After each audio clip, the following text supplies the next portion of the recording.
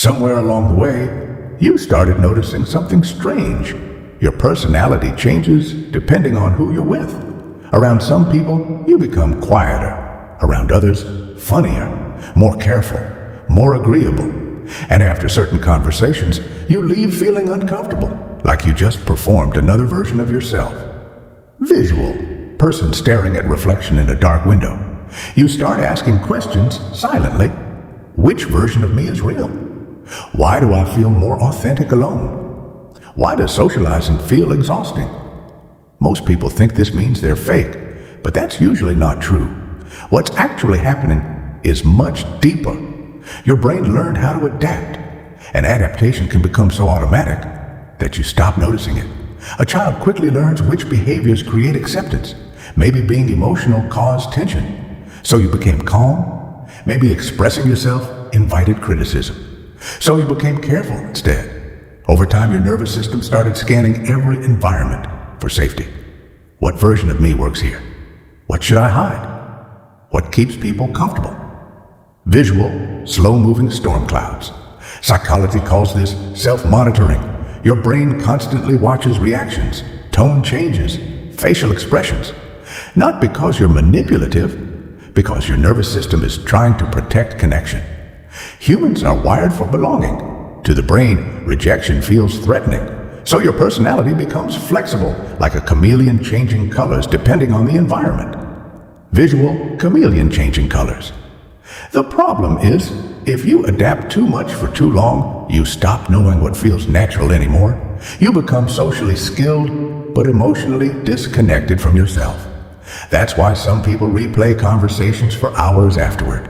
Their brain stayed in evaluation mode. Did I sound weird? Should I have said that differently? Was I too much? Social interaction stops feeling natural. It starts feeling like performance management. And eventually, you feel fake everywhere. Not because you have no identity, but because your identity became organized around survival instead of expression. Visual, notebook pages with crossed out sentences. But here's the important part. This pattern is not proof that something is wrong with you. It's proof that your brain became highly trained in social prediction, especially if you grew up around criticism, emotional unpredictability, or judgment. Your nervous system learned that adapting kept you emotionally safe, and now it reacts automatically. But authenticity is not about becoming the same person in every room. That's impossible. Different environments naturally bring out different sides of you. The real question is, are you adapting from comfort or from fear?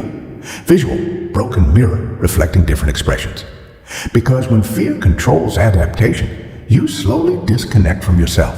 So how do you reconnect? Not by just being yourself.